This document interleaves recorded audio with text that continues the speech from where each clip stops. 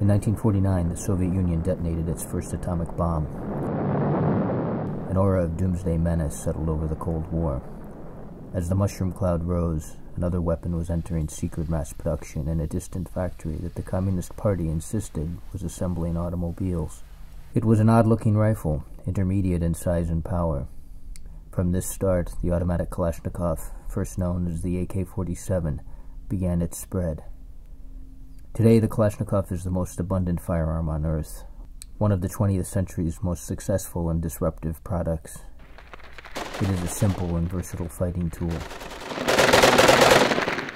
And through its outsized production and planned economies, it has reached uncountable hands, becoming one of the world's most recognizable objects, and changing how conflicts are fought.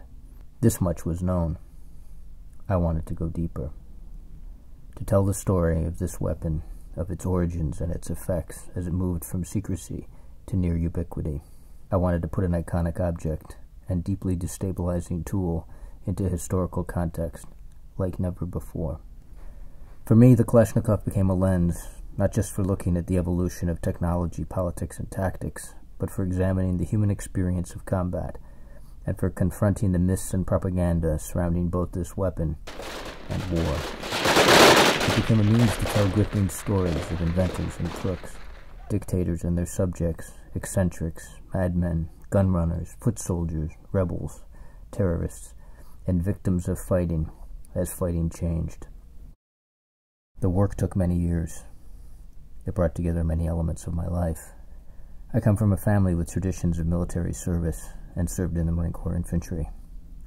My grandfather was blinded in a hunting accident. Even before I carried firearms, I knew something of what they can do. After the Gulf War, I became a foreign correspondent, covering conflict, terrorism, repression, and crime. I lived and roamed in the former Soviet Union, where the Kalashnikov was created. The research sharpened my skills as an investigator, war correspondent, and storyteller. In one story were many more. Lopsided battles in colonial Africa, the hellish trenches of the Western Front, the treacherous inner workings of Stalin's USSR, the crushing of the Hungarian Revolution, the Hungarian patriots refused to give ground before the... where insurgents brandished assault rifles for the first time. Battles by night alternated with fighting by day, as Viet Cong and North Vietnamese soldiers resisted desperately. The bitter experiences of American troops in Vietnam. Captured weapons, like this communist-made AK-47 rifle, were plentiful. Who faced AK-47s with rifles that often did not work. The rise of modern terrorism and child soldiering, the arming of the Taliban. Archives pointed me to stories that had only partially been told, including that of an American officer who staked his name and career on an act of conscience. I absorbed forensic studies, some long classified or lost, including the Pentagon's bizarre testing of rifle bullets on decapitated human heads, which had been covered up for almost 50 years.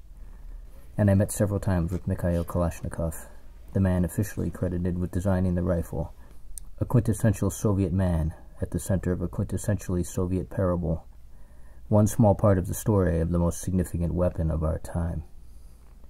All of this, and more, was behind and is within the gun.